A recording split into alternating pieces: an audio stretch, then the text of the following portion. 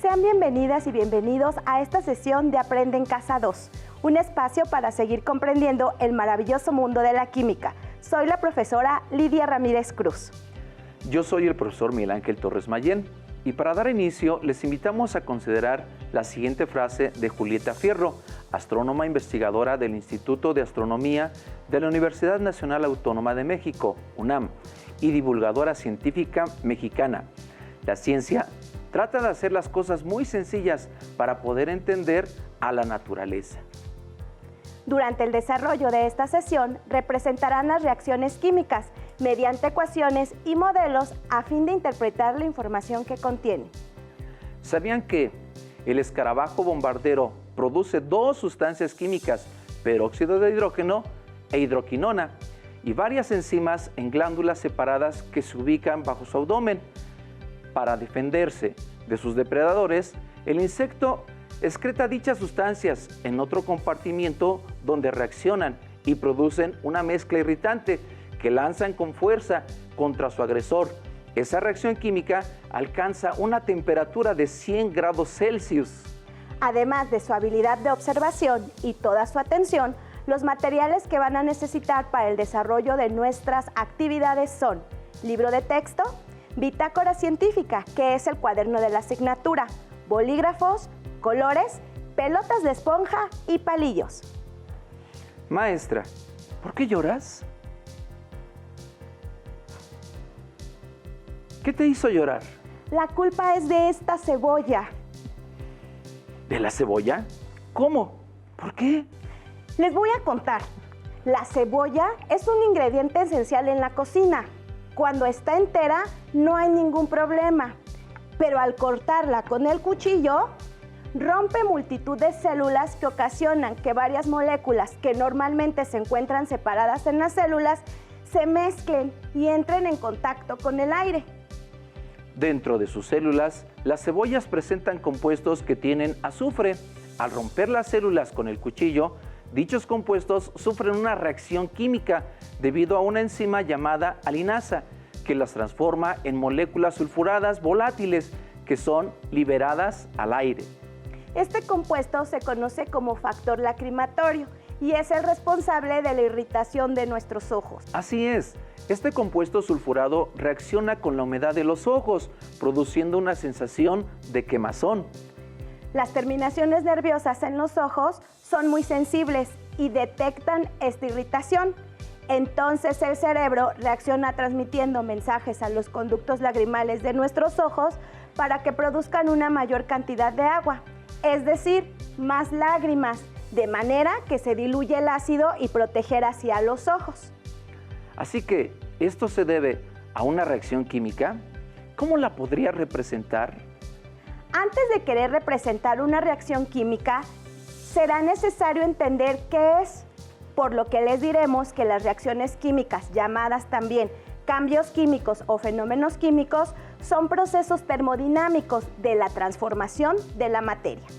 En estas reacciones intervienen dos o más sustancias, reactivos o reactantes, que cambian significativamente en el proceso y pueden absorber o liberar energía para generar dos o más sustancias llamadas productos. Algunas características de las reacciones químicas son: altera la estructura y la composición de los átomos de las sustancias iniciales.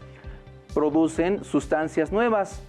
Pueden darse de manera espontánea en la naturaleza o pueden ser producidas por los seres humanos en un laboratorio bajo condiciones controladas. Muchos materiales de uso cotidiano son producto de reacciones químicas. Ahora que mencionamos qué es una reacción química, estudiaremos su representación mediante ecuaciones químicas. Dicho lo anterior, podemos definir una ecuación química como una representación mediante símbolos y fórmulas de los cambios ocurridos en el transcurso de una reacción química. La información que contiene una ecuación química es muy valiosa porque nos permite conocer lo que sucedió en una reacción o predecir lo que va a ocurrir. Observen, reactivos son las sustancias que reaccionan. Están colocadas a la izquierda de la flecha. También se les llama reactantes o sustancias iniciales. Productos son las sustancias que se obtienen cuando interaccionan químicamente los reactivos.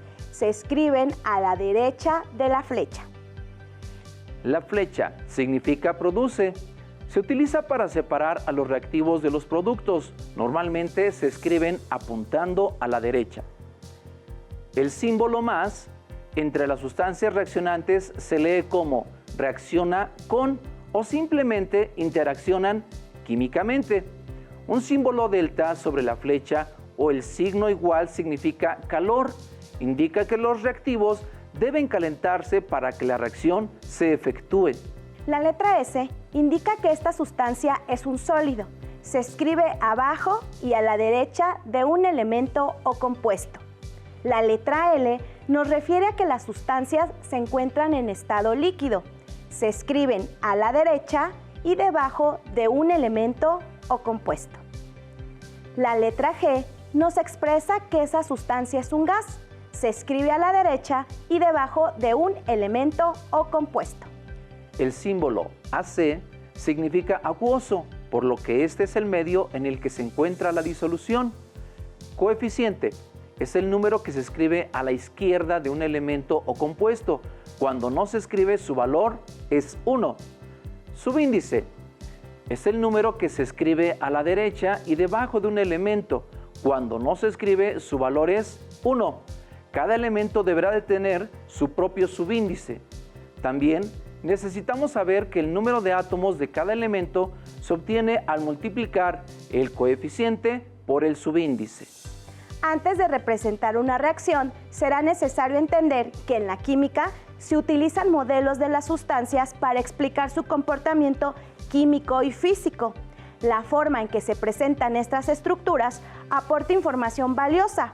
Por ejemplo, el número de átomos de un mismo elemento y su estructura tridimensional.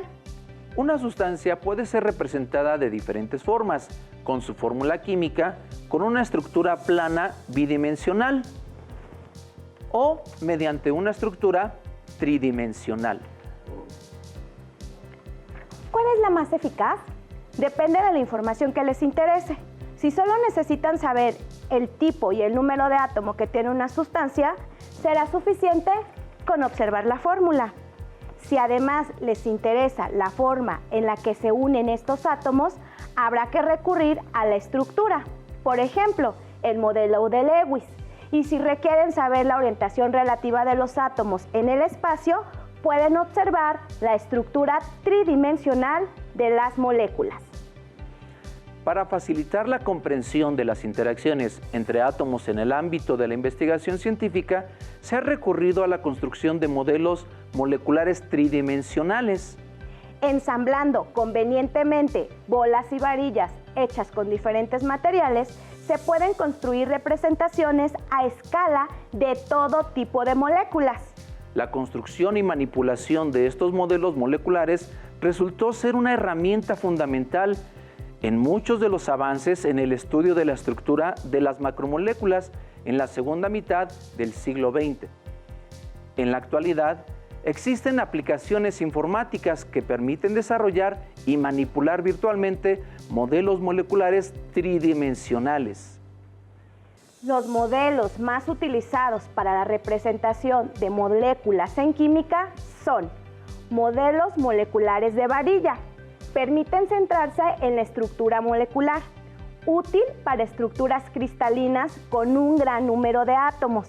Las esferas rojas, en este caso, representan los átomos, mientras que las varillas representan los enlaces que los unen. Modelos moleculares de esferas son bolas de distintos colores que representan átomos de distintos elementos químicos, mientras que las barras representan los enlaces entre ellos. En 1865, el químico alemán August Wilhelm von Hofmann fue el primero en crear los modelos moleculares de barras y esferas. Usó los modelos en una conferencia para enseñar, mediante cursos de conferencias filosóficas y experimentos, la aplicación de la ciencia en la vida común. Los colores juegan un papel muy importante para diferenciar cosas similares. En el caso de los modelos moleculares, existe un código de colores. Por ejemplo, El carbono siempre es de color negro o gris. Esto no es una casualidad. Los modelos moleculares se ciñen a unos colores que podemos considerar estándar y que también reciben el nombre de colores CPK, Corey Pauling y Coulton, que fueron los pioneros en la creación de los modelos moleculares. Así, centrándonos únicamente en los más habituales. Entonces, en general, las bolas de distintos colores representan átomos de distintos elementos químicos en una molécula, mientras que las barras representan los enlaces entre ellos. En general, estos modelos moleculares son bastante útiles para observar lo que ocurre durante una reacción química, cómo se rompen los enlaces de los reactivos y se forman enlaces nuevos en los productos. Para obtener mayor información sobre los modelos tridimensionales y hacerlos en casa, los invitamos a ver el siguiente video. En las estructuras de punto de Lewis se representan los electrones externos de los átomos, así como los electrones que se comparten cuando se forman enlaces covalentes. A partir de estas estructuras, se pueden elaborar modelos de moléculas con materiales de fácil adquisición. Por ejemplo, podemos representar los átomos de distintos elementos con una esfera de diferente color y los enlaces con palillos. Una ventaja del modelo tridimensional es que nos permite identificar cómo están unidos entre sí los átomos de una molécula.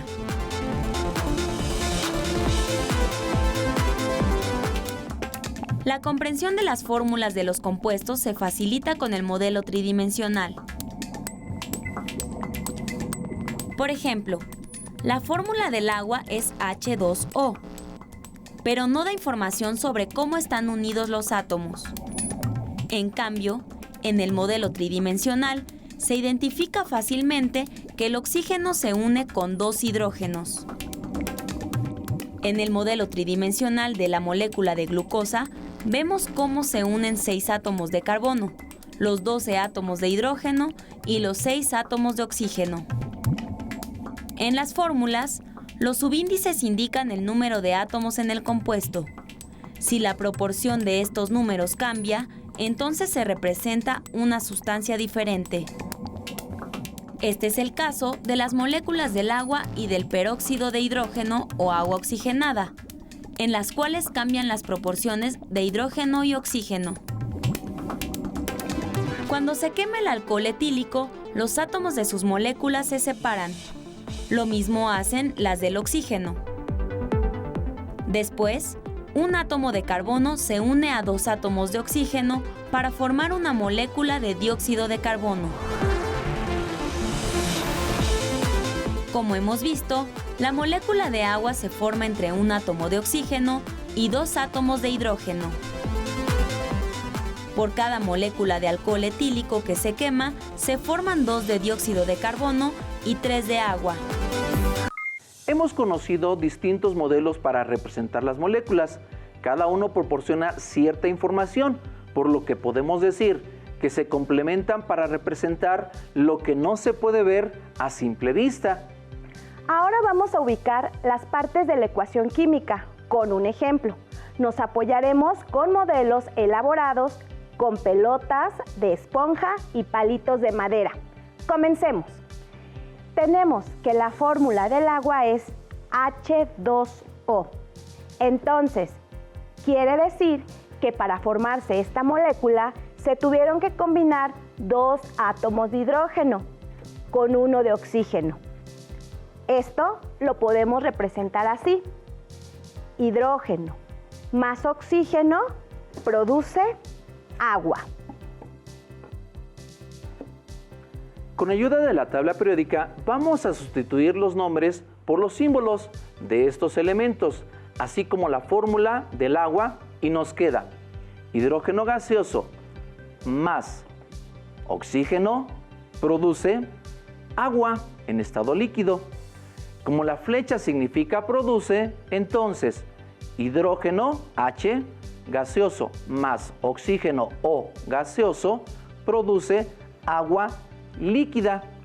Como el hidrógeno y el oxígeno son gases, se encuentran como moléculas diatómicas.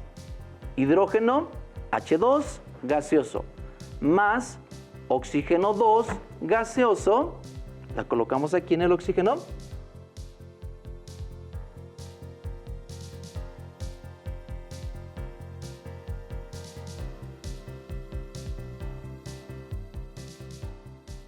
Son moléculas diatómicas. Ya que planteamos la ecuación, verificamos que la misma cantidad de átomos que agregamos al inicio coincida con los que se obtienen al final, para cumplir con la ley de la conservación de la materia. Por lo tanto, la ecuación nos queda de la siguiente manera. 4 átomos de hidrógeno gaseoso, al combinarse con 2 átomos de oxígeno, producen 2 moléculas de agua en estado líquido. Por último, cuenten el número de pelotas que utilizamos al inicio. Por favor, maestro.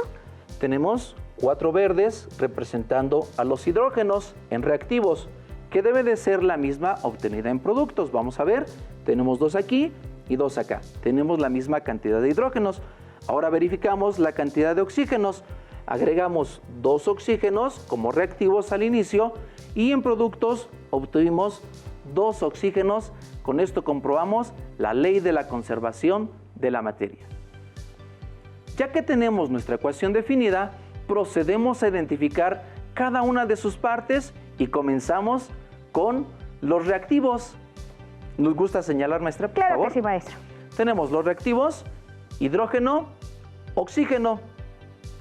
Coeficientes en reactivos: hidrógeno 2, oxígeno 1.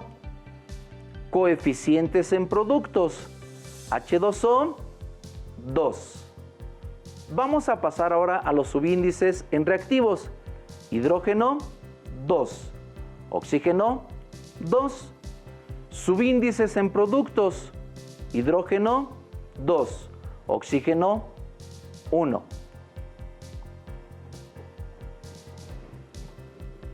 Ahora vamos a representar otra ecuación química para identificar cada una de las partes, de acuerdo con lo que hemos mencionado anteriormente.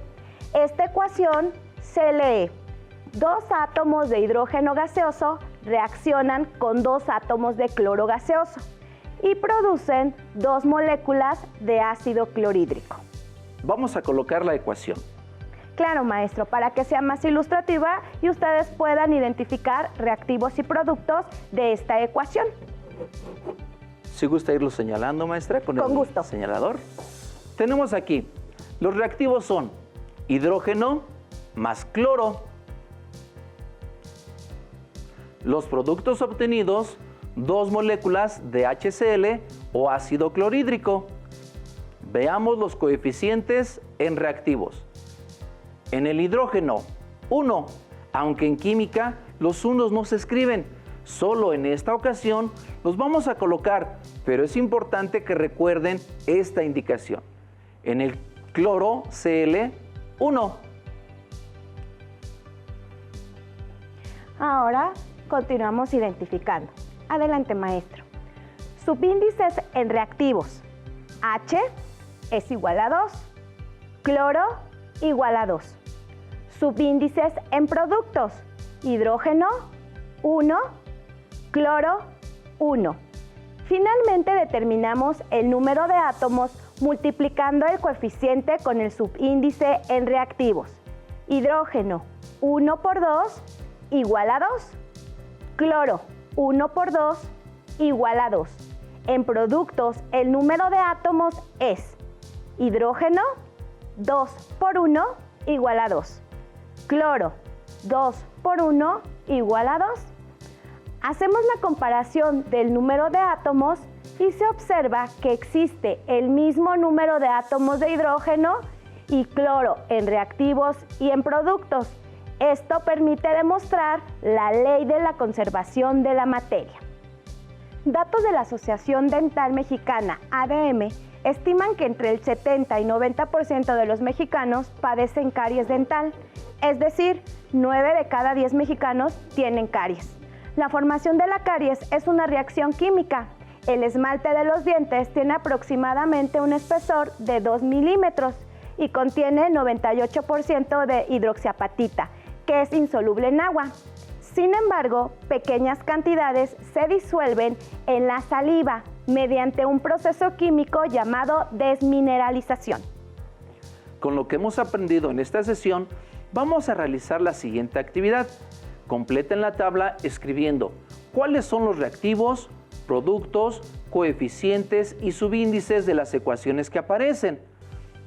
Observen el ejemplo. En esta ecuación química tenemos que el calcio, Ca más flúor, F, produce fluoruro de calcio, CaF, y se lee un átomo de calcio más 2 átomos de flúor producen una molécula de fluoruro de calcio. Los reactivos son calcio y flúor. Anotamos solo los símbolos químicos. En los productos vemos que se formó fluoruro de calcio. Los coeficientes en reactivos tenemos un átomo de calcio y 2 de flúor. El coeficiente de los productos es 1. Los subíndices en reactivos son 1 para el calcio y 1 para el flúor. Por último, los subíndices en productos son 1 para el calcio y 2 para el flúor. Durante este tema, también utilizaron sus conocimientos de matemáticas y física para poder entender las ecuaciones químicas que contienen información útil para entender el mundo que nos rodea. La química de la odontología. La química juega varios papeles en la odontología, desde ayudar a prevenir el deterioro de los dientes hasta blanquearlos.